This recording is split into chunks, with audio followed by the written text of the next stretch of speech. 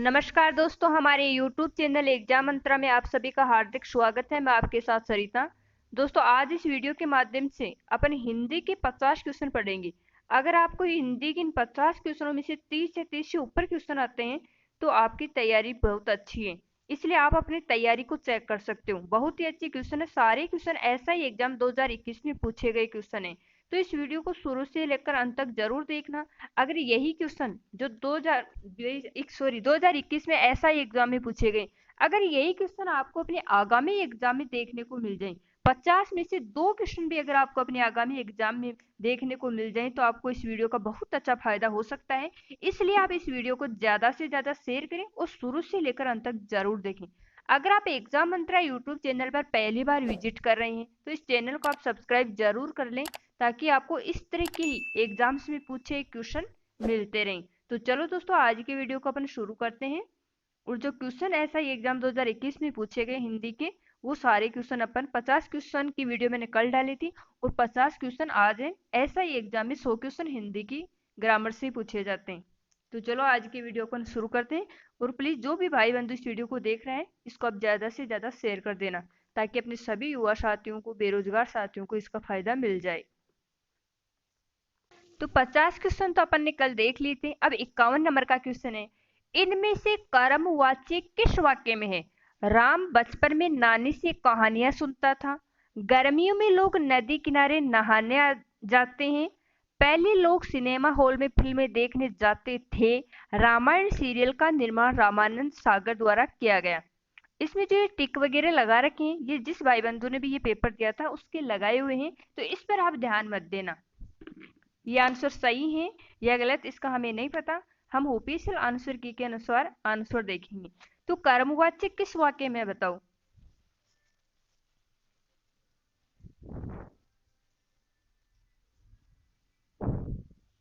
राम बचपन में नानी से कहानियां सुनता था। गर्मियों में लोग नदी किनारे नहाने जाते हैं।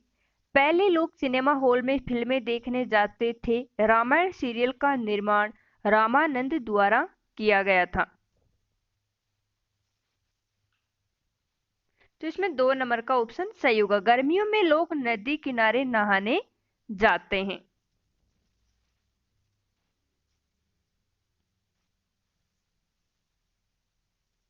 52 नंबर का क्वेश्चन है, किस विकल्प में सभी शब्द पुल्लिंग हैं? कोवा, खरगोश, मंडल, हीरा, मोती, मणि, नथ, मूंगा, पन्ना, हार, पायल, पुखराज। तो सारे विकल्प पुल्लिंग किस में है? तो 52 नंबर का जो ऑप्शन है, इसमें 1 नंबर का ऑप्शन सही होगा। कोवा, खरगोश, मंडल, इसमें सारे शब्द हैं वो पुल्लिंग शब्द हैं। वर्तनिक दृष्टि से किस विकल्प के सभी शब्द अशुद्ध हैं? बाहुल्यता, इकट्ठा, धोखा, धंधा, भूख, झूठ, ब्राह्मण, आशीर्वाद। तो 53 नंबर का क्वेश्चन है, इसमें 3 नंबर का जो ऑप्शन है वो सही है। वर्तनी की दृष्टि से जो जो शुद्ध है वो है मूक और झूठ। ये दोनों शब्द वर्तनी की दृष्टि से अशुद्ध हैं। इसलिए वर्तनी की दृष्टि से जो अशुद्ध है, अशुद्ध शब्द है, वो है मूक और झूठ। किस विकल्प में वर्तनी की दृष्टि से सभी शब्द शुद्ध हैं? एक आप जब अपना पेपर सोल्व करते हो एग्जाम में, तो आप लास्ट में ऐसे अंडरलाइन कर लिया करो कि अगले ने पूछा क्या है, शुद्ध है या शुद्ध नहीं है। इसकी वजह से कई बार क्वेश्चन हमारा जल्दीबाजी में गलत हो ही जाता है। तो 54 नंबर का जो क्वेश्चन है, इसमें 1 नंबर का ऑप्शन सही होगा। वर्तनी की दृष्टि से जो शब्द शुद्ध है वो है प्रतिद्वंदी और महती। अगला क्वेश्चन है, बहता पानी रमता जोगी लोकोक्ति का भावार्थ क्या है? बहते पानी की तरह जोगी की भी निरंतर गतिशीलता बनी रहती है। घुमक्कड़ व्यक्ति कभी एक जगह नहीं रुकता। ठहरा हुआ पानी और एक स्थान पर रुका हुआ योगी अपनी सार्थकता खो देते हैं। बहता हुआ पानी और निरंतर विचरण करता हुआ योगी समाज को गतिशील रहने का संदेश देते हैं। तो बहता पानी रमता जोगी लोकोक्ति का भावार्थ क्या है? तो इसमें 2 नंबर का ऑप्शन सही होगा। 55 नंबर का जो क्वेश्चन है, इसमें 2 नंबर का ऑप्शन सही है। घुमक्कड़ व्यक्ति कभी एक जगह नहीं रुकता। किस विकल्प में पुल्लिंग स्त्रीलिंग युग्म गलत है? कवि, कवयित्री, बाघ, बाघिन, नेता, नेत्री, मेंढक, मेंढा। तो स्त्री व पुल्लिंग की वजह से कौन सा युग्म गलत है?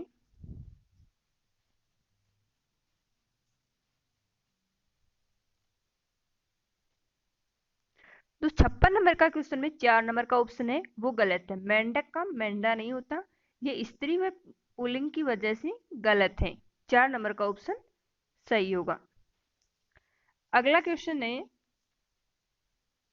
किस विकल्प में सभी शब्द पुल्लिंग हैं? मछली दौड़ मार्ग, गिलहरी समूह है कुटुंब, तितली झुंड समूह है, पक्षी चित्ता पानी। तो किस विकल्प में सारे शब्द हैं वो पुल्लिंग शब्द हैं? तो इसमें 4 नंबर का ऑप्शन सही होगा, पक्षी, चित्ता और पानी। ये तीनों शब्द हैं, तीनों के तीनों पुल्लिंग हैं। अगला क्वेश्चन है, ढाक के वही तीन पात लोकोक्ति का भावार्थ क्या है? तो ढाक के वही तीन पात लोकोक्ति का क्या अर्थ है? तो इसमें 1 नंबर का ऑप्शन सही होगा, परिणाम कुछ नहीं, बात वही की वही। ढाक के वही तीन पात यानी परिणाम कुछ नहीं और बात है वो वही की वही। 59 नंबर का क्वेश्चन है, मुद्दई सुस्त गवा चुस्त लोकोक्ति का भावार्थ है। सुस्त व्यक्ति का काम चुस्त दुरुस्त व्यक्ति से ही चलता है। सुस्त व्यक्ति को चुस्त व्यक्ति से सचेत रहना चाहिए। सुस्त और चुस्त व्यक्ति का बेमेल पर संयोग होता है। जिसका काम हो उसकी अपेक्षा दूसरों का अधिक चिंतित होना।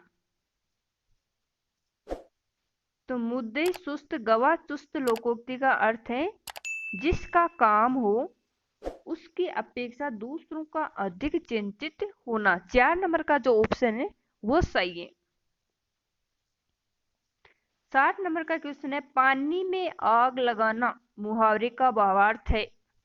असंभव कार्य करने का प्रयास करना, पागलपन के काम करना, जहां झगड़ा होना असंभव हो वहां झगड़ा करवा देना, लीक से हटकर कोई काम करना। तो पानी में आग लगाना मुहावरे का भावार्थ क्या है? 60 में 1 नंबर का ऑप्शन सही है, असंभव कार्य करने का प्रयास करना। किस विकल्प में संयुक्त वाक्य नहीं है? मैं घर पहुंचा और नौकर बाजार गया, मैं जयपुर जाऊंगा अथवा मोहन मुझसे मिलने यहीं आ जाएगा, मेरा भाई बीमार है अतः मैं उससे मिलने जाऊंगा, जहां अभी समुद्र है वहां किसी समय जंगल था। तो किस विकल्प में संयुक्त वाक्य नहीं है? तो इसमें 4 नंबर का ऑप्शन सही होगा, जहां अभी समुद्र है वहां किसी समय जंगल था। 62 नंबर का प्रश्न है, वह अपने मित्र के लिए पत्र लिखता होगा, उक्त वाक्य किस काल से संबंधित है? संदिग्ध भूत, संदिग्ध वर्तमान, सामान्य भविष्य, संभाव्य भविष्य। तो वह मित्र नहीं सॉरी वह अपने मित्र के लिए पत्र लिखता होगा, पत्र लिखता होगा, उक्त वाक्य किस काल से संबंधित है? तो इसमें 2 नंबर का ऑप्शन सही है, संदिग्ध वर्तमान। वह अपने मित्र के लिए पत्र लिखता होगा, ये संदिग्ध वर्तमान काल है। निम्नलिखित में पूर्ण भूतकाल से संबंधित वाक्य है, वह अपने दोस्तों के साथ खेलने गया, वह घर जा रहा था, सावधानी से चलते तो दुर्घटना नहीं होती, मैं आवश्यक कार्य से जयपुर गया था। तो निम्नलिखित में से पूर्ण भूतकाल से संबंधित वाक्य कौन सा है? तो इसमें 4 नंबर का ऑप्शन सही है, मैं आवश्यक कार्य से जयपुर गया था, ये पूर्ण भूतकाल से संबंधित वाक्य है। 64 नंबर का प्रश्न है, मुझे ये पुस्तकें मित्रों को देनी है, उक्त वाक्य में उद्देश्य क्या है? मुझे ये पुस्तकें मित्रों को देनी है, इसमें उद्देश्य कौन सा है? तो 64 में जो 1 नंबर का ऑप्शन है मुझे, ये है उद्देश्य। और उद्देश्य यानी कर्ता होता है वही उद्देश्य होता है, और क्रिया का जो विस्तार होता है वो क्या होता है? विधेय। तो उद्देश्य विधेय और क्रिया, क्रिया का विस्तार विधेय कहलाता है, उद्देश्य कर्ता का विस्तार उद्देश्य कहलाता है। अगला क्वेश्चन है 65 नंबर का, इनमें से किस विकल्प में मिश्र वाक्य नहीं है? सामने वाले विशाल भवन के एक कक्ष में 3 छात्र व्याकरण की एक पुस्तक पढ़ रहे हैं। जब बरसात रुकी तब हम लोग घर गए। सब चाहते हैं कि लोग स्वस्थ रहें। जिस शहर में वह गया था वहां कोरोना का कोई मरीज नहीं था। तो इनमें से किस विकल्प में मिश्र वाक्य नहीं है? तो सामने वाले विशाल भवन के एक कक्ष में 3 छात्र व्याकरण की एक पुस्तक पढ़ रहे हैं। तो प्रश्न नंबर के क्वेश्चन में पहला जो ऑप्शन है इसमें मिश्र वाक्य नहीं है। जब बरसात रुकी तब हम लोग घर गए। सब चाहते हैं कि लोग स्वस्थ रहें। जिस शहर में वह गया था वहां कोरोना का कोई मरीज नहीं था। ये तीनों ऑप्शन है ये मिश्र वाक्य के हैं। 66 नंबर का जो क्वेश्चन है वो ये है, किस विकल्प में शुद्ध वाक्य है? मुझसे ये काम संभव नहीं हो सकता। शब्द केवल संकेत मात्र है। चाहे जैसे हो तुम वहां जाओ। थोड़ी देर बाद वे वापस लौट आए। तो किस विकल्प में शुद्ध वाक्य है? तो इसमें 66 में जो क्वेश्चन इसमें 3 नंबर का जो ऑप्शन है ये शुद्ध वाक्य, चाहे जैसे हो तुम वहां जाओ। ये शुद्ध वाक्य 66 में 3 नंबर का ऑप्शन सही होगा। अगला क्वेश्चन है, किस विकल्प में अशुद्ध वाक्य है? उसने मुझे नाश्ता खिलाया। अब घर में मेरा भी अब घर में मेरा जी नहीं लगता। मुझसे अनजाने में दूध गिर गया। प्रत्येक नागरिक का कर्तव्य है कि देश की एकता बनाए रखने में सहयोग करे। तो 67 नंबर का जो क्वेश्चन है इसमें 1 नंबर का ऑप्शन अशुद्ध है। उसने मुझे नाश्ता खिलाया। इनमें से शुद्ध वाक्य कौन सा है? टिड्डियों की मंडली सारी फसल नष्ट कर गई। मैं आपके सुखी जीवन की अपेक्षा करता हूँ। वह पेट के लिए नाक घिसता फिरता है। जंगल में एक भेड़िया गांव में आ गया। जंगल से एक भेड़िया गांव में आ गया। तो शुद्ध वाक्य कौन सा है? तो इसमें जो 4 नंबर का ऑप्शन है यही शुद्ध है। जंगल से एक भेड़िया गांव में आ गया, ये शुद्ध वाक्य है। गुणितर नंबर का जो प्रश्न है वो ये है, सही विराम चिन्ह युक्त वाक्य कौन सा है? गुरुवार 20 मार्च से परीक्षाएं आरंभ होंगी।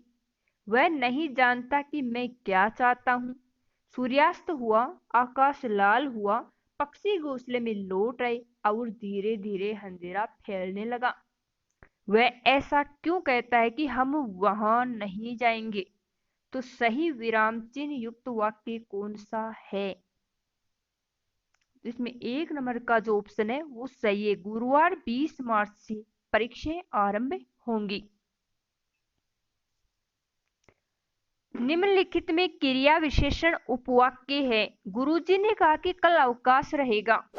जैसी तलाश थी वैसी नौकरी मिल गई। मैं जानता हूं कि वह कल नहीं आएगा। वह पुस्तक कहाँ है जो मैं लाया था? तो इसमें 2 नंबर का जो ऑप्शन है वो क्रिया विशेषण उपवाक्य है। जैसी तलाश थी वैसी नौकरी मिल गई। तो जैसे शुरू होने वाले जो भी वाक्य होते हैं वो अधिकतर क्रिया विशेषण उपवाक्य ही होते हैं। निम्नलिखित में से किस विकल्प में अशुद्ध वाक्य है? सविता ने आज एक सोने का हार खरीदा। दादू वाणी की हस्तलिखित प्रति उपलब्ध है। यहाँ सभी प्रकार की दवाइयाँ मिलती हैं। शिवाजी ने शत्रु सेना को नाकू चने चबाए। तो किस विकल्प में अशुद्ध वाक्य, जो अशुद्ध है वो बताना है। अशुद्ध वाक्य कौन सा है?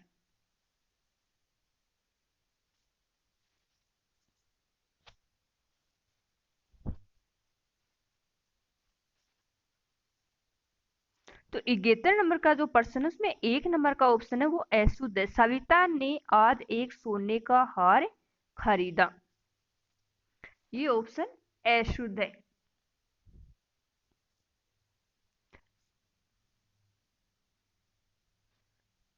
अगला प्रश्न है, निम्नलिखित में से किस विकल्प में शुद्ध वाक्य है? तो शुद्ध वाक्य कौन से में? यहाँ सभी वर्गों के लोग उपस्थित थे, सब लोग अपनी राय दें, हर एक ने टोपियां पहन रखी थी, तुम तुम्हारा काम करो। तो इसमें शुद्ध वाक्य कौन सा है? यहाँ सभी वर्गों के लोग उपस्थित थे। व्याकरण की दृष्टि से शुद्ध वाक्य है, लोग बड़ी मात्रा में जमा हो गए, पृथ्वी का रूप गोल है, हमें चरखा काटना चाहिए, अपनी वचन पर दृढ़ रहो। तो व्याकरण की दृष्टि से शुद्ध वाक्य कौन सा है? तो इसमें 4 नंबर का ऑप्शन सही है, अपने वचन पर दृढ़ रहो। व्याकरण की दृष्टि से अशुद्ध वाक्य है, प्रेम का मूल्य मापा नहीं जा सकता, विद्यालय बंद होने की संभावना है, 4 आदमियों की बैठने की व्यवस्था करो, सैनिकों को कई कष्ट सहने पड़ते हैं। तो व्याकरण की दृष्टि से अशुद्ध वाक्य कौन सा है?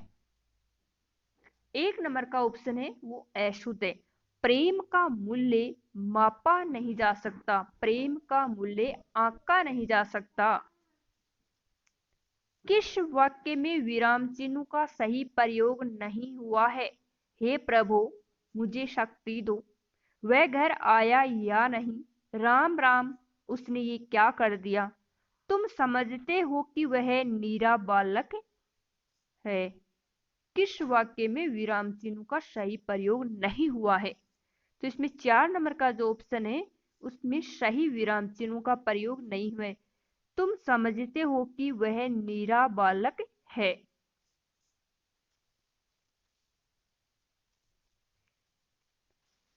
किस विकल्प में सभी स्त्रीलिंग शब्द हैं? उल्लू सभा आंख, केंचुआ फौज प्रजा, चील जोंक कोयल, भेड़िया टोली बाग। तो सारे स्त्रीलिंग शब्द कौन से हैं? तो चील, जोंक और कोयल ये तीनों शब्द स्त्रीलिंग हैं। घर घर मिट्टी के चूल्हे हैं, लोकोक्ति का भावार्थ है, मिट्टी के चूल्हे पर खाना अच्छा बनता है, हर घर में गैस के चूल्हे की सुविधा नहीं है, मिट्टी के चूल्हे से बहुत परेशानी या कठिनाई होती है, हर आदमी के साथ कुछ न कुछ कमी बुराइयां कठिनाई लगी रहती हैं। तो इसमें यही ऑप्शन सही है, हर घर में चूल्हा यानी हर आदमी के साथ कुछ न कुछ कमी बुराई कठिनाई लगी रहती है। टक्का सा जवाब देना भावार्थ है स्पष्ट नकारात्मक उत्तर देना, स्पष्ट वक्ता होना, सबसे बेरुखी से बात करना, खरी खरी सुनाना। तो टक्का सा जवाब देने का भावार्थ क्या है? स्पष्ट नकारात्मक उत्तर देना, टक्का सा जवाब देना यानी स्पष्ट नकारात्मक उत्तर देना। निम्नलिखित में गलत कथन है, सामान्य वाक्य के अंत में पूर्ण विराम का प्रयोग किया जाता है, मनोविकार सूचित करने में यदि प्रश्नवाचक शब्द आए तो वाक्य के अंत में प्रश्न सूचक चिन्ह लगाया जाता है, किसी रचनाकार के उपनाम और रचना के साथ इकहरा अवतरण चिन्ह लगाया जाता है, यदि एक ही वाक्य में कई प्रश्न सूचक उपवाक्य हो तो पूरे उपवाक्य की समाप्ति पर ही प्रश्न सूचक चिन्ह लगाया जाता है। तो गलत कथन कौन सा है? तो इसमें जो गलत कथन है वो है 2 नंबर का, मनोविकार सूचित करने में यदि प्रश्नवाचक शब्द आए तो वाक्य के अंत में प्रश्न सूचक चिन्ह लगाया जाता है। तो ये कथन गलत है, मनोविकार सूचित करने में यदि प्रश्नवाचक शब्द आए तो वाक्य के अंत में प्रश्न सूचक चिन्ह लगाया जाता है। अगला क्वेश्चन है, किस विकल्प में एंडोरेजमेंट का समकक्ष हिंदी परिभाषिक शब्द नहीं है? बेचान, समर्थन, पृष्ठांकन, मूल्यांकन। तो 80 नंबर का जो प्रश्न है उसमें 4 नंबर का ऑप्शन है वो सही है, मूल्यांकन है वो इसका समकक्ष परिभाषिक शब्द नहीं है। अगला क्वेश्चन है, किस विकल्प में दिए गए अंग्रेजी पारिभाषिक शब्द का समकक्ष हिंदी पारिभाषिक शब्द सही नहीं है? एक्लेरेशन, तावरण, अक्षेश, आधिक्य, डाइवर्जन विषयांतर, ऑब्जेक्टिव वस्तुपरक। तो 81 नंबर का जो क्वेश्चन है उसमें 2 नंबर का जो ऑप्शन है वो सही है। अक्षेष यानी अधिक के नहीं होता है, तो 2 नंबर का ऑप्शन सही होगा। किस विकल्प में उल्लेखित अंग्रेजी पारिभाषिक शब्द का समकक्ष हिंदी पारिभाषिक शब्द सही है? ओब्जेंस अश्लील, प्लेंटिफ प्रतिवादी, डिपोर्टेशन माल ढुलाई और डिस्क्रिपेंसी भेदभाव। तो 82 नंबर का जो ऑप्शन है क्वेश्चन है उसमें 1 नंबर का ऑप्शन सही होगा। ये पारिभाषिक शब्द है वो सही है। किस विकल्प में प्रिया का समकक्ष हिंदी पारिभाषिक शब्द नहीं है? तर्क, अभिवचन, सुसंगत कथन या दलील। तो 83 नंबर का जो क्वेश्चन है इसमें 3 नंबर का ऑप्शन सही होगा, सुसंगत कथन। ये इसका समकक्ष पारिभाषिक शब्द नहीं है। बीजारोपण करना का भावार्थ है खेत जोतना, गमले आदि में बीज बोना, आरंभ करना, पौधे लगाना। 84 नंबर का जो क्वेश्चन है इसमें 3 नंबर का ऑप्शन सही होगा, आरंभ करना। बीजारोपण करना यानी आरंभ करना। किस विकल्प में अंग्रेजी पारिभाषिक शब्द का समकक्ष हिंदी पारिभाषिक शब्द सही है? इरेट, अशुद्धि, प्रेफरेंस, प्राथमिकता, क्वेश्चन टेबल, प्रश्नांकित, इंटिमिडेशन, अभित्रास। तो 85 नंबर का जो ऑप्शन है उसमें 4 नंबर का ऑप्शन है वो सही है, पारिभाषिक शब्द सही है। इंटिमिडेशन यानी अभित्रास। इनमें से किस विकल्प में एक्सेप्टेबल का समकक्ष हिंदी पारिभाषिक शब्द सही नहीं है?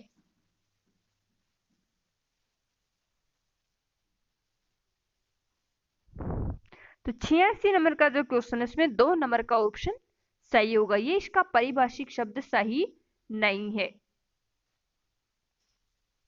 87 नंबर का क्वेश्चन है प्रोमिजरी नोट के लिए समकक्ष हिंदी पारिभाषिक शब्द है? शपथ पत्र, वचन पत्र, प्रतिज्ञा पत्र, वादा पत्र। तो 87 नंबर का जो क्वेश्चन है इसमें कौन सा ऑप्शन सही होगा? 2 नंबर का ऑप्शन सही होगा, वचन पत्र। इनमें से किस विकल्प में अंग्रेजी शब्द का समकक्ष हिंदी पारिभाषिक शब्द सही नहीं है? इक्वाइट, दोष मुक्त, इक्वाइटेबल, न्यायोचित, इक्वेक्शन निष्कासन और इंजक्शन कार्यादेश। तो 88 नंबर का जो क्वेश्चन है उसमें 4 नंबर का ऑप्शन सही है, ये इसका हिंदी पारिभाषिक शब्द नहीं है। किस विकल्प में अंग्रेजी पारिभाषिक शब्द का समकक्ष हिंदी पारिभाषिक शब्द गलत है? तो इनमें से कौन सा गलत है? तो 89 नंबर का जो क्वेश्चन है उसमें 1 नंबर का ऑप्शन है ये गलत है। निम्नलिखित में से किस विकल्प में सही संधि विच्छेद है? अन्वेषण, अनु प्लस ईषण, अत्युत्तम, अति प्लस उत्तम, अन्वे, अनु प्लस अव्वे, अंबूर्मी, अंबु प्लस उर्मी। तो सही संधि विच्छेद कौन सा है? तो इसमें 4 नंबर का ऑप्शन सही होगा, अंबु प्लस उर्मी, ये सही संधि विच्छेद है। इनमें से कौन सा संधि सही नहीं है? वात प्लस अयन वातायन, दक्षिण प्लस अयन दक्षिणायन, उत्तर प्लस अयन उत्तरायण, कृष्ण प्लस अयन कृष्णायन। इनमें से कौन सा संधि शब्द सही नहीं है? 91 नंबर का जो क्वेश्चन है इसमें 3 नंबर का ऑप्शन सही होगा, उत्तर प्लस अयन उत्तरायण।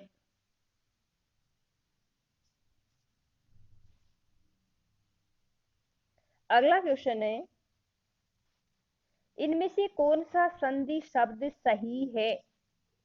92 नंबर का जो प्रश्न है उसमें कौन सा संधि